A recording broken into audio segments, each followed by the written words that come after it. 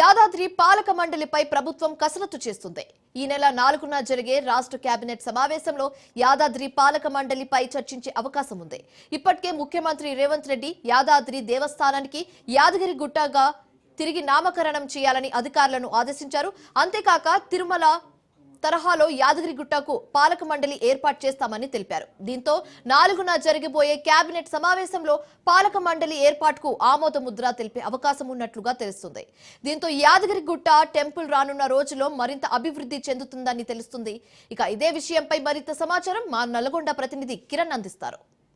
తెలంగాణలోనే రెండవ తిరుపతిగా పేరుగాంచినటువంటి యాదాద్రి లక్ష్మీ నరసింహస్వామి ఆలయం పాలక మండలికి ప్రభుత్వం ఆమోద ముద్ర వేయనుంది.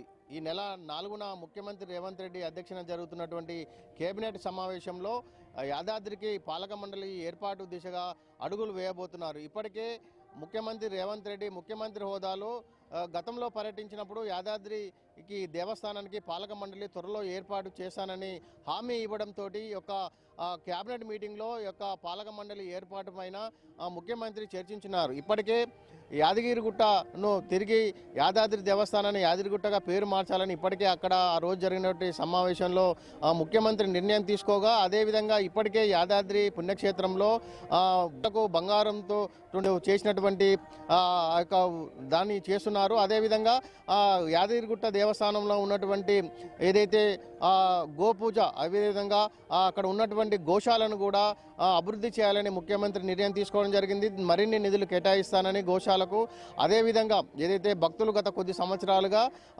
నూతన యాదాద్రి దేవస్థానం నిర్మించబడిన తర్వాత అందరూ కూడా కిందనే నిద్ర చేస్తున్నారు. తిరిగి పాత పద్ధతి ప్రకారమే యాదగిరి గుట్టపైన కొండపైన నిద్రించేందుకు ఏర్పాట్లు కూడా చేయాలని అధికారులను ఆదేశించడం జరిగింది.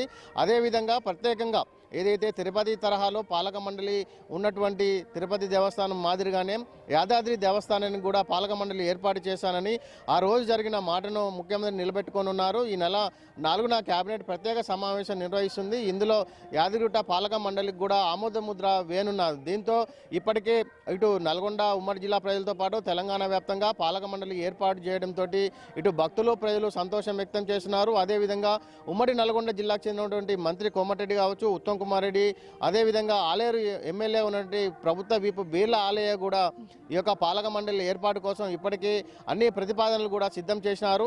ఈ నెల కేబినెట్లో ఆమోద ముద్ర వేసినట్టయితే యాదాద్రి దేవస్థానం యొక్క రూపురేఖలే మారనున్నాయి. మొత్తానికైతే యాదాద్రి దేవస్థానానికి ఇప్పటివరకు కూడా ధర్మకర్తల మండలితోనే నడుస్తున్నది. ప్రత్యేక పాలక మండలి ఉన్నట్టయితే, అదేవిధంగా చైర్మన్ ఉన్నట్లయితే దీనికి కూడా కోట్లాది రూపాయల నిధులు కేటాయించే అవకాశం ఉంటుంది.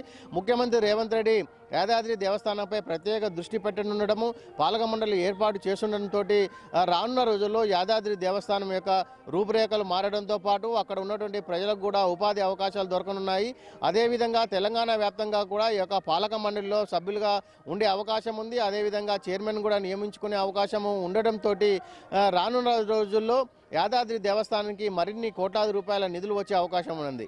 అయితే ఈ నెల 4న పాలక మండలి ఏర్పాటుకు ముఖ్యమంత్రి రేవంత్ అధ్యక్షతన జరిగే కేబినెట్ మీటింగ్లో ఆమోద ముద్ర వేస్తే గనక యాదాద్రి దేవస్థానము రానున్న రోజుల్లో మరింత అభివృద్ధి చెందే అవకాశాలు ఉన్నాయి. ఇప్పటికే ఉమ్మడి నల్గొండ జిల్లా వ్యాప్తంగా, అదేవిధంగా తెలంగాణ వ్యాప్తంగా ఏదైతే భక్తులు ఉన్నారో ఆ భక్తులందరూ కూడా ముఖ్యమంత్రి నిర్ణయం పట్ల ఇప్పటికే హర్షం వ్యక్తం చేయగా, పాలక మండలి ఏర్పాటు చేసినట్టయితే మరింత సంతోషం వ్యక్తం చేసే అవకాశాలు అయితే కనబడుతున్నాయి. ఇది యాదాద్రి పాలక మండలిపై అందిస్తున్నటువంటి తాజా సమాచారం.